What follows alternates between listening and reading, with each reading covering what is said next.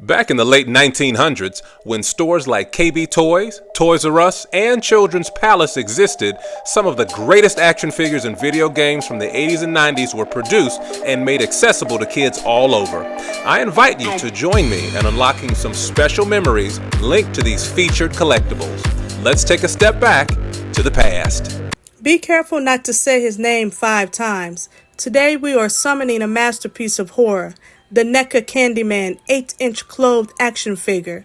This figure captures Tony Todd's legendary performance in the 1992 classic. Long before he was an urban legend, he was Daniel Robital, a talented black artist and the son of a former slave in the late 1800s. After falling in love with a white woman he was commissioned to paint, he was brutally murdered by a lynch mob who cut off his hand and covered him in honey, leading to his death by thousands of bee stings. Reborn as the Candyman, he hunts the Cabrini Green housing projects in Chicago. He is not just a slasher, he is a tragic, poetic figure who exists as long as people believe in his story and speak his name into a mirror. The clothed figure aesthetic NECA's Real Toys line is famous for its retro 8-inch style, utilizing real fabric clothing to give the figure a more premium, lifelike feel. The standout feature is its signature fur-lined trench coat. Through the window, you can see the high-quality stitching in the way the fabric drapes over the body. It gives him that massive, broad-shouldered silhouette that Tony Todd made so terrifying on screen. In place of his right hand is the jagged, blood-stained hook.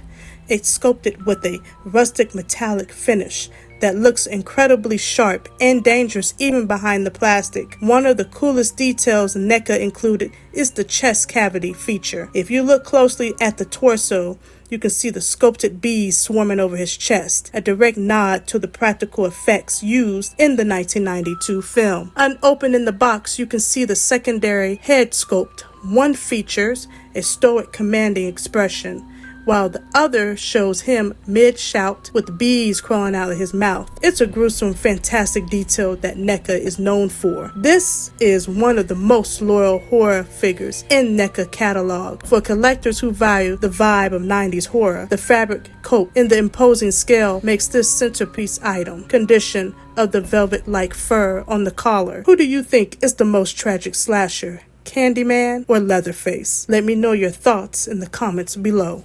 Thank you for taking a trip down memory lane with me today. Please like, comment, and subscribe to this page for more featured nostalgic segments. And thank you for your support.